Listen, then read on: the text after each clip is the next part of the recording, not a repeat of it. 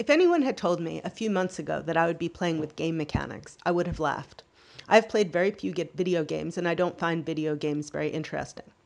But I recently played with Cast AR, which are augmented reality glasses, and I played with the Oculus Rift, which is virtual reality goggles, and I was instantly inspired to build a world which could be experienced through one of these kinds of technologies.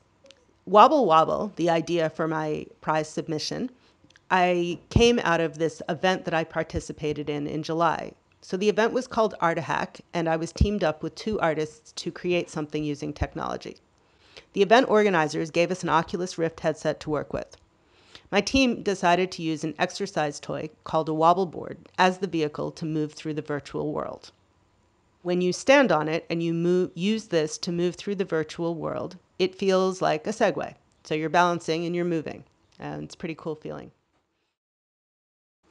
So I was tasked with making this thing work. Since Art Hack was only 3 weeks long, I decided to use the hardware inside of my phone for the first electronic prototype. In fact, I wouldn't even need to open or add electronics to my phone because it has all of the requirements: accelerometer, screen, power supply, and all the related stuff. So the first prototype was basically an Android smartphone on top of a wobble board with some coding to make it communicate with the game. So Wobble Wobble communicated with the game, and the game communicated with the Oculus Rift. Those were the lines of communication. The way that my prototype code worked is that the accelerometer values controlled the speed that the wobble board moves the player through the world. The actual experience of balancing on the wobble board in the real world created the feeling you get, well, when you're almost falling off of something that's moving.